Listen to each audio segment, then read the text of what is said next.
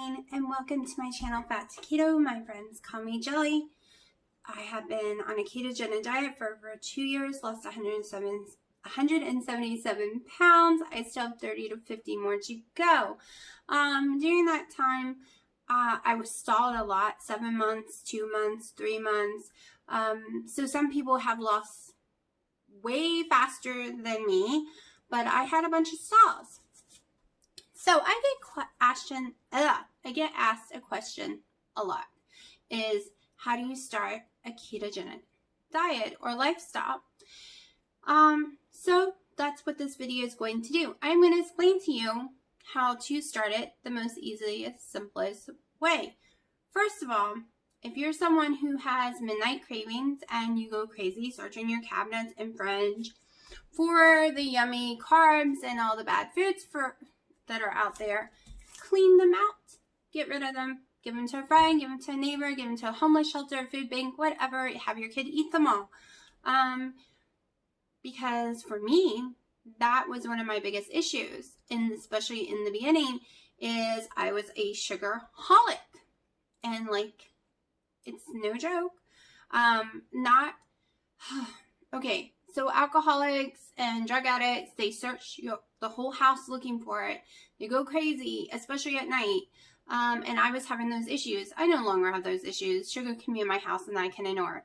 But in the beginning, when you're withdrawing literally from all these carbs and sugar, you're going to have some crazy cravings. You're also going to have a bad attitude probably. You're going to be cranky. You're going to be crying. You're going to hate people. People might call you the B word. I'm not joking. You will be irritable and snappy because you are having withdrawals. It is a real thing. And you got to watch your electrolytes. Your magnesium, your potassium, your sodium will start to fall. So you really got to keep an eye on it. Do not be afraid of salt. Salt will become your best friend. You're going to put salt on everything. There's also a red salt that a lot of people use as well. Okay, you will put salt on your bacon. Not literally, but you could, because that's how much sodium is being drained from your body. Okay, I did not pay attention to this in the first year. I ended up in the hospital and hospitalized for 3 days because of my sodium. Way too low. Then the second year, literally almost to the date, I was almost hospitalized because my magnesium was dangerously low. So I thought, because for over a year, I was fine with magnesium, and your potassium, if you eat a lot of meat, you're going to be fine with it. But I was like, I got my sodium down, my magnesium I never had issues with, and bam, issues. So now I take 400 milligrams a day of magnesium. I eat tons of salt now, so I no longer have those issues. So potassium comes from a lot of meat, especially chicken breast, so I think steak and stuff too. I can't remember, but it's in a meat. Usually you don't need potassium, especially if you're on a high blood pressure meds, because a lot of times you're told do not take it with your high blood pressure meds because it'll cause a reaction. It'll make your potassium too high and dangerous. So make sure you always watch that. When starting a new diet and supplements, check your meds to make sure it can cross each other, because potassium has a potential to cause you issues if you're on those kind of meds. Okay, back to how do you start keto. Other than making sure that your electrolytes will mix, are good, and mix with your meds if you take a supplement, and cleaning out all the stuff that might give you cravings or you might not be able to resist. Next thing is, let me tell you what these things are.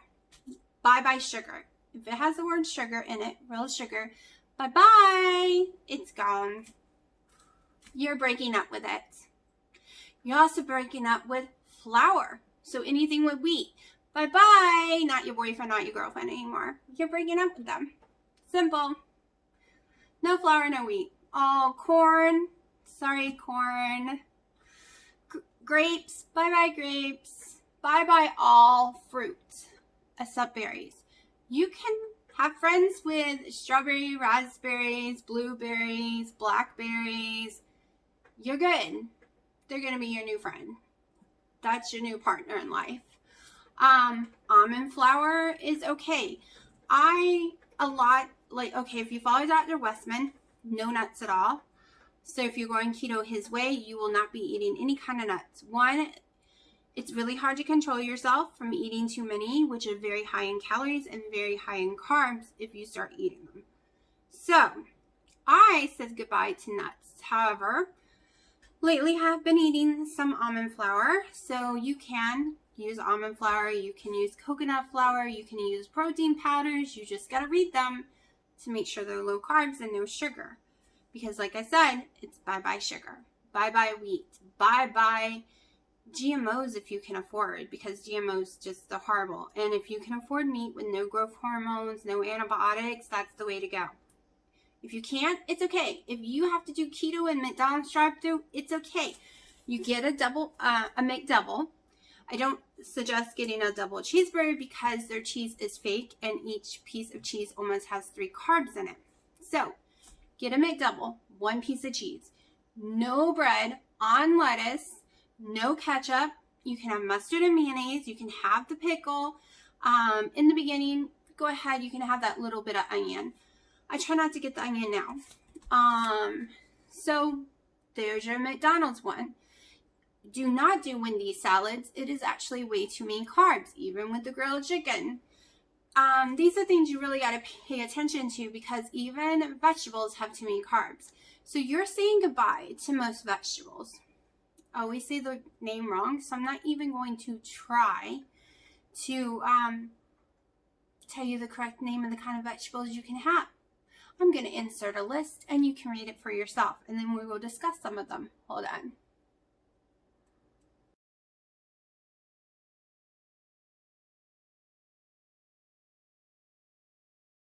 Okay, as you saw on that list, it has broccoli, it has asparagus, Brussels sprouts, cauliflower, spinach. So all those things on that list is a good thing to go. So if you're doing Dr. Bird's, you can have 7 cups of vegetables a day, 7 cups of leafy green kind of vegetables a day, without counting those in your 20 net carbs or less. I don't follow his. I don't do those. I really don't do vegetables, period. They make me stall. They make me gain weight. So, but in the beginning, I could have them, and I ate some of those. Most of them I can't stand, and most of them make me sick. So that is your list of your allowed vegetables. I told you you're allowed fruits, meats. So try not to do processed meats too much. They have hidden carbs, like bologna, German bologna. 1 slice will have 4 carbs. They don't want 4 of your carbs. You're only allowed 20 a day. You don't want to waste 4 on 1 slice of bologna. So you want to stay away from processed food as much as possible, especially ones that have carbs in them. You got to read it. Even cheeses have carbs. I suggest if you can do it, get a chunk of cheese. You want cheese with 4 or less ingredients if possible. If not, it's okay. Sometimes we have to save our money. But try to get a chunk of cheese and shred it yourself. Shredded cheese has starch in it, so it's going to add more carbs to it than if you were to shred them yourself. Heavy whipping cream. Read your heavy whipping cream. It's going to be your new best friend. Get Land O'Lakes makes a brand that has 1 or less carb per serving. I use that every morning in my coffee, and it doesn't take a lot, okay? You might have needed a 1/4 cup of that creamer or half and half you use, but only need 1 or 2 tablespoons of heavy whipping cream. It is going to really thicken up your coffees when you froth it up or blend it, and it'll make it super creamy, and you won't need as much. MCT oil will also be your best friend. It's going to give you energy. In the beginning, it might affect you bathroom-wise until you get used to it. It did not affect me, but I've heard it affects a lot of people. It will help with brain fog. It was my best friend. So my morning coffees, I had 3 coffees a day this way in the beginning for the first whole year and a half, was 2 heavy whipping creams, 2 tablespoons of heavy whipping cream, 1 tablespoon of MCT oil, and 3 sweet and lows. Yes, we're yelling right now. It's not clean keto. I did not do clean keto. If you can do stevia, monk fruit, any of those, then do it. It's healthy. It's not a chemical like sweet and low is. However, I don't like the taste of them by themselves. I am going to order a pack that comes them combined as one and see what it tastes like. So far, I only like Sweet and Low, and it doesn't affect my blood sugar, and I've been drinking it since I was 1. So if it's going to kill me, I've already had it in my body every single day for 41 years, and I'm screwed already. So why not keep drinking it? I don't do clean keto. I do ketovore, which is completely 100% clean, but I do it like 21 days at a time. Then I go back to normal keto. Then I do it again. It helps break stalls. It keeps your body guessing. So you can have cheeses. You can have meats. I mean, there are so many different meats, especially if you like organ meat. They are the best. I won't even try it. It might taste amazing, but it grosses me out. Can't do it. But that is your best source. Don't be afraid of the protein. You want to make sure you hit that protein goal every day. Okay? Never go over 20 net carbs. And fats is not a goal. It is how high you can go to if you're using your macros. But you don't have to meet it, because if you're overweight, your body has stored fat all over it that it can take and use as fuel.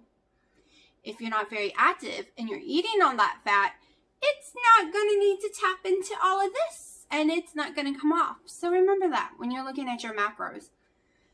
Okay, because most of the time those things, even if you say you're sedentary, they're still thinking you're doing some exercise a day, and they're putting that in there. So just remember that part. You want to use what's on your body. A lot of people will tell you, you will see YouTube videos, you will see articles where it tells you high protein, too much protein, it's going to raise your blood sugar, and it calls you keto not to work. For 99% of people, that is not true. Go look at Dr. Westman and a bunch of other people. Higher protein does not kick you out of ketosis. Okay, you can eat that boneless, skinless chicken breast if you want to. Throw in some Kerrygold butter and a little bit of olive oil. You're good to go, okay? Because you need your protein. Your protein will keep your hair from falling out, will help you with your skin, will help you with your nails, will help you with your teeth, will help you with your bones, with everything, will help you lose weight. You need that protein to survive. Just saying.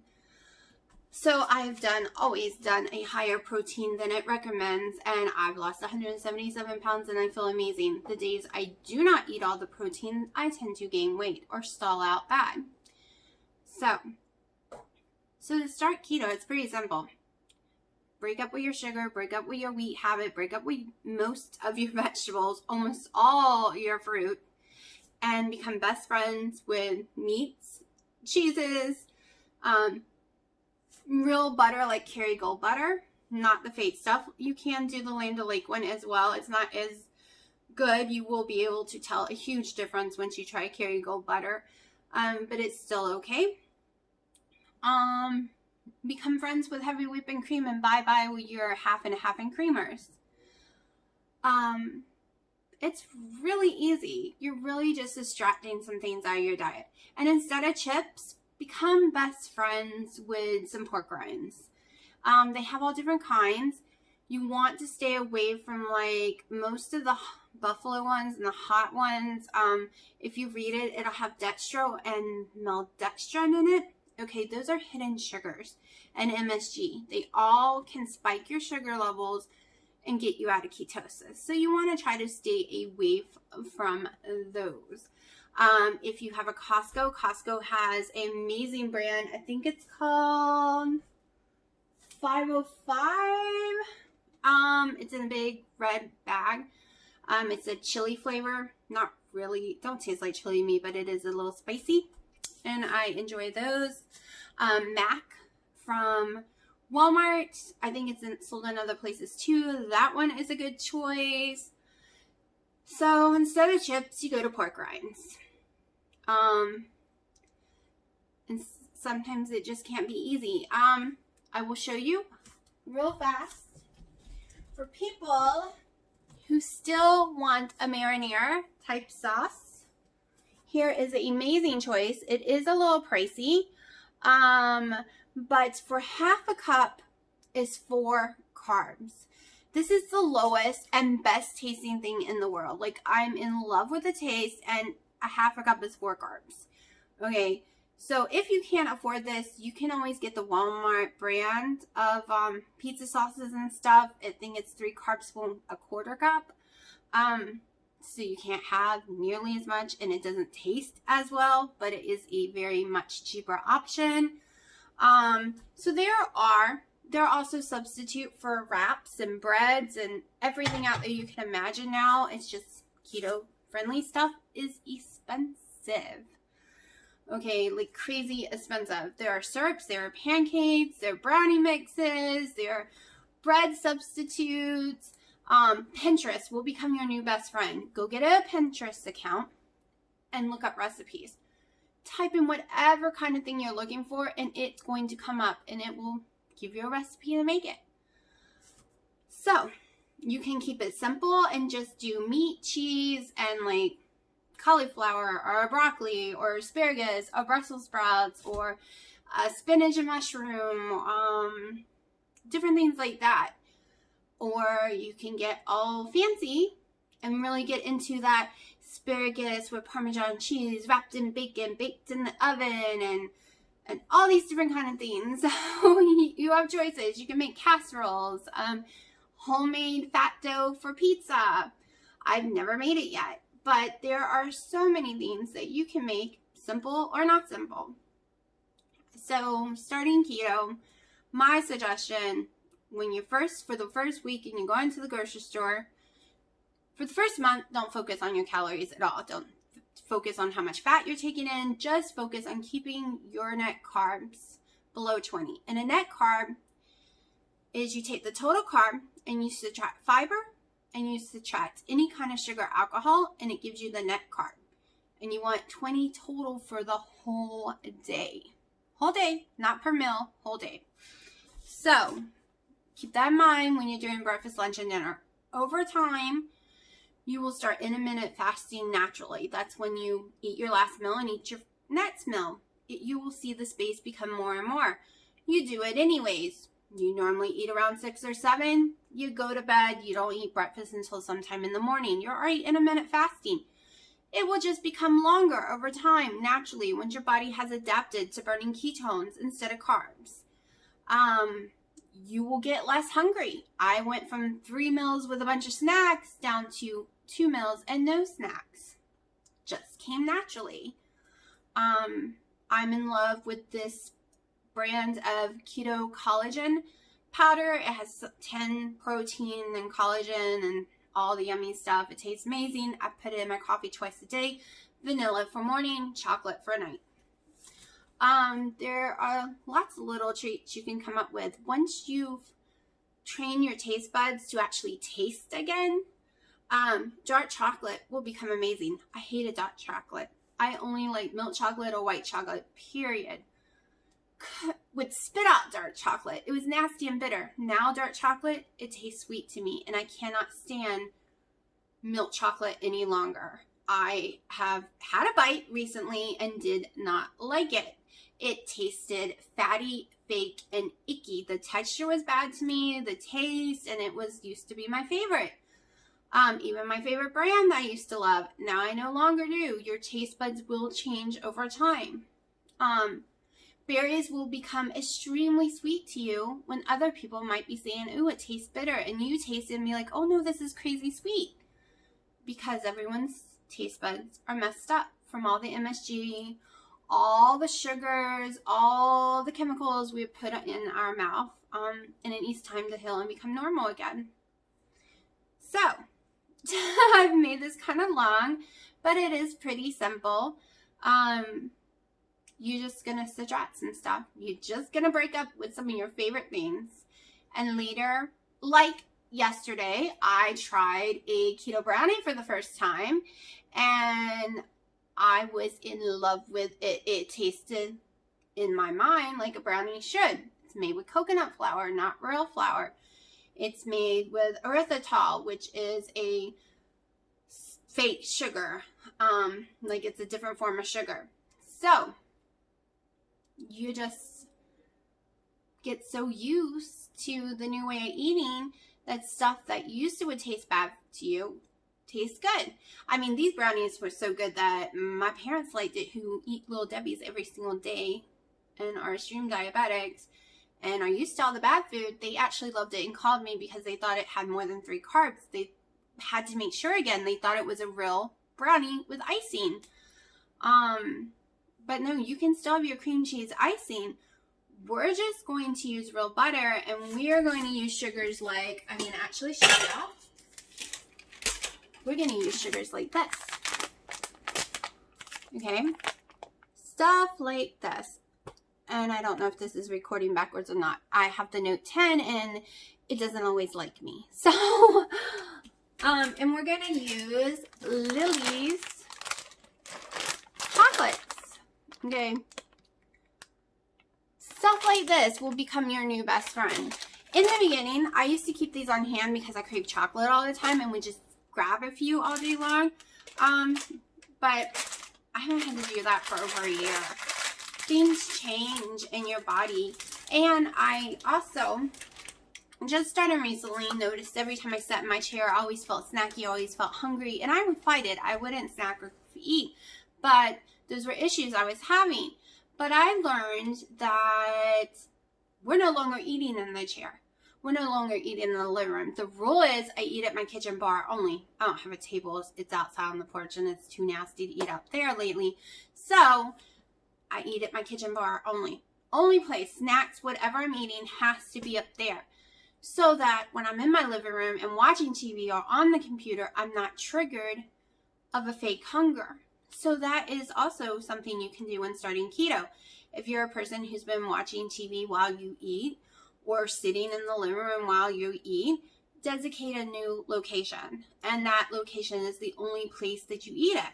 And you don't do other things there, so you won't be triggered all day when you go to that area because you're only going there to eat. So you're not going to be triggered all day long. That is a new thing for me because I have been doing a lot of cravings. I did spend a month in Hawaii where I didn't track too much, and I did have 4 majorly cheat days. So yeah, and I was lucky. I gained like 8 or 12 pounds water weight, and I got it off within a week. I didn't actually gain real weight from it. But I am stalled right now because of all the summer long not paying attention to keto. I'm just stuck. So it's time to go ketovore again, which I will start this coming up Monday. So I hope this video has helped y'all. You can ask me any questions here. I have a Facebook group called Fat to Keto as well. I have an email, which is fattoketo@hotmail.com. I check it every so often. Sometimes I forget. Or you can just leave comments here. I try to look all day long at the comments. It's probably the easiest place just to stick them here. I will answer any question and explain anything better because none of our bodies are the same. Okay, I have one of the craziest bodies. I can't go eat collards and green beans and Brussels sprouts and even lettuce or celery or a cucumber without gaining weight and stalling. So everybody's different. Most people can eat those things and fly right through losing weight, but sadly not me. But I'm going to let y'all go right now, and I will talk to y'all later.